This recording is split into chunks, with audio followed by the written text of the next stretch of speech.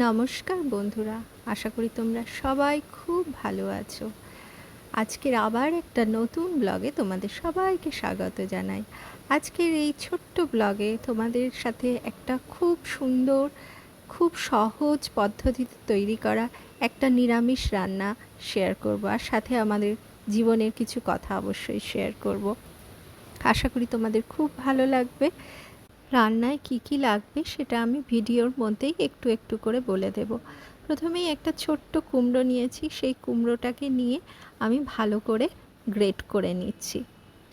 জানো, আজকের এই রান্নাটা আমি আমার একটা বন্ধুর থেকে শিখেছি। বেশ ভালো রান্নাটা, কিন্তু মানে খেয়ে এত ভালো লাগলো কি বলবো, তাই তোমাদের সাথে শেয়ার করছি। আমি কিছু সয়া চাংক নিয়েছি, সেটাকে 1 ঘন্টা মতন ঠান্ডা জলেতেই ভিজিয়ে রেখে দিয়েছিলাম। খুব ভালো করে ভিজে গেছে, গরম জলে আর ভেজাইনি, ঠান্ডা জলেই বেশ ভালো ভিজে গেছে। তারপরে খুব ভালো করে এটাকে মানে চেপে চেপে জলটাকে বার করে দিলাম। দেখো, সাদা ফেনার মতন বেরোচ্ছে। এটা যতক্ষণ আর কি বেরোতে থাকবে ততক্ষণ খুব ভালো করে বেশ কয়েকবার জল দিয়ে ধুয়ে নিতে হবে। যেহেতু কুমড়োর পরিমাণটা বেশ কম, তাই সয়া চাংকের পরিমাণটাও কমই নিয়েছি। মটর ডাল বা ছোলার ডাল নিয়েছি 1/2 কাপ মতন, সেটাকে 1 ঘন্টা মতন আমি জলে ভিজিয়ে রেখে দিয়েছি। এবার মিক্সির জারের মধ্যে ওই মটর বা ছোলার ডাল, সয়া চাংক বা সয়াবিন, এরপরে একটু নুন, একটু চিনি, একটা লঙ্কা আর ছোট্ট একটু আদার টুকরো দিয়ে ভালো করে ওটাকে বেটে নিলাম। আমি যখন অডিও রেকর্ডিং করছি তখন আমার ছেলে ঘুমাচ্ছে, আর বাইরে প্রচণ্ড বৃষ্টি হচ্ছে। মুষলধারে বৃষ্টি যাকে বলে, ঠিক সেই রকম বৃষ্টি। এর মধ্যে এই রেকর্ডিংটা করতে আমার বেশ ভালোই লাগছে। ছেলে ঘুমিয়ে না পড়লে তো আমি ঠিক করে করতে পারি না, তাই আমি রোজ রোজ ভিডিও পোস্টও করতে পারি না। যখন আমি হাতে একটু সময় পাই তখনই ধীরে ধীরে এগুলো করার চেষ্টা করি। আচ্ছা বন্ধুরা, আমার ডান্সের যে ছোট ছোট ভিডিও আমি পোস্ট করেছি সেগুলো তোমাদের কেমন লাগছে তোমরা কমেন্ট করে জানিও। অনেকে আমার মেসেজ করে বলেছে যে ভালো হয়েছে, তবু তোমাদের ওপিনিয়নটা জানতে খুব ইচ্ছে করে। জানো তো, ছোটোবেলা থেকেই না আমার সব কিছুতেই খুব আগ্রহ, মানে একটু একটু করে সব জিনিস শিখে রাখতে আমার বেশ ভালো লাগে। তো ছোটোবেলায় আমি ভারতনাট্যম শিখেছি, বেশ অনেক দিন পর্যন্ত শিখেছি, অনেক পরীক্ষা টরীক্ষা দিয়েছিলাম। পরে নানা রকম সমস্যার জন্য আর এটাকে কন্টিনিউ করতে পারিনি। বাট যখন আমি অফিসে চাকরি করি তখনও কিন্তু ডান্স প্রোগ্রামে, মানে আমাদের যখন ক্লায়েন্ট ভিজিট হতো তখন কিন্তু আমি ডান্স করতাম, নিজেই কোরিওগ্রাফি করে নিজেই ডান্স করতাম। ভালো করতে এখন আর পারি না জানো তো, কিন্তু তবুও চেষ্টা করি।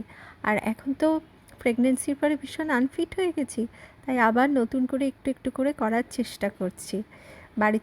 বাড়ির মধ্যেই করছি, বাইরে গিয়ে এখন আর শেখার তো সুযোগ নেই, ছোট বাচ্চা আছে, সেই এখন প্রায়োরিটি।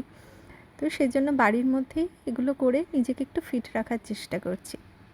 এবার কড়াইয়ের মধ্যে একটু তেল দিলাম, তেল দিয়ে তেলটা গরম হওয়ার পরে তার মধ্যে একটু কালো জিরে আর সাদা জিরে দিয়ে দিলাম। ওটা হয়ে যাওয়ার পরে যেটা কুমড়ো গ্রেট করে রেখেছিলাম সেটা ওর মধ্যে দিয়ে দিলাম। ভালো করে নাড়াচাড়া করে একটু হলুদ দিতে হবে এর মধ্যে, তারপর বাকি পেস্টটাকে দিয়ে খুব ভালো করে ধিমে আঁচে এটাকে রান্না করতে হবে। এর মধ্যে আমি কিছুটা আদা জিরের পেস্টও দিয়েছি। যারা একটু বেশি ঝাল খান তারা কিন্তু একটুখানি আরও লঙ্কা দিতে পারেন। আমি আজকে ভেবেছি এই খাবারটা আমার ছেলেকেও খাওয়াবো, সেজন্য আমি লঙ্কার পরিমাণটা ভীষণ কম দিয়েছি। কারণ আজকে যে রান্নাটা হচ্ছে সেটা তো ভীষণ প্রোটিন সমৃদ্ধ, তো ছেলেকে দিলেও ওরও খুব ভালো লাগবে। এরপরে বেশ ভাজা ভাজা হয়ে গেলে গ্যাসটাকে বন্ধ করে দিতে হবে। তারপরে একটা ছোট্ট পাত্রের মধ্যে তেল দিয়ে সেটাকে গ্রিজ করে নিতে হবে, নিয়ে যে মিশ্রণটা আছে সেটা ওর উপরে দিতে হবে। তারপরে চেপে চেপে চেপে চেপে একটা শেপ করতে হবে, করে ওটাকে ঠান্ডা করতে দিতে হবে। অন্তত 1 ঘন্টা 1.5 ঘন্টা তো লাগবে মোটামুটি, ন্যাচারাল ওয়েতে যদি ঠান্ডা করতে চাও। আদারওয়াইজ এটা ফ্যানের নিচেও রেখে দিলে কিন্তু তাড়াতাড়ি ঠান্ডা হয়ে যায়। এবার ঠান্ডা হয়ে যাওয়ার পরে এটাকে ছোট ছোট টুকরো করে কেটে নিতে হবে। যখন আমরা ওই ধোকার ডালনা খাই না সেরকম কাটলেও হয়, বাট আমার যেহেতু পরিমাণটা খুব কম না এই যে মিশ্রণটা রয়েছে, সেজন্য আমি একটা খুব ভালো শেপ দিতে পারলাম না। সেই কারণে আমি যেমন শেপ হয়েছে সেই জিনিসটাকে ছোট ছোট করে ঠান্ডা হয়ে যাওয়ার পরে কেটে নিলাম। কেটে নিয়ে এটাকে এবার ভেজে ধোকার ডালনা যেভাবে রান্না করে ঠিক সেইভাবেই রান্না করতে হবে। আর নামানোর আগে একটু ঘি দিতে হবে, তাহলে কিন্তু খেতে খুব ভালো লাগবে। নিরামিষের দিনে এই রান্নাটা খেলে ভীষণ ভীষণ ভালো লাগে। গরম ভাতের সাথে একটু ঘি নিয়ে দারুণ লাগে। কিন্তু আমরা যেহেতু আমি আর বাকি রান্নাটা শ্যুট করতে পারলাম না, যেরকম ধোকার ডালনা রান্না করে আলু দিয়ে ঠিক সেইভাবেই রান্না করা হবে। ছেলে খুবই দুষ্টুমি করার জন্য আমি বাকি দিনের আর ভিডিও শ্যুট করতে পারিনি।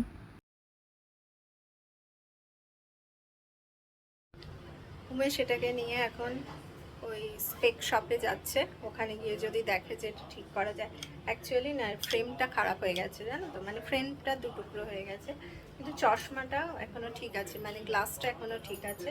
তো গ্লাসের কোনো অসুবিধে নেই, দেখা যাক এই ফ্রেমই যদি পাওয়া যায় তাহলে সেম গ্লাসটাই ইউজ হবে, সেটার জন্যই ও নিয়ে যাচ্ছে।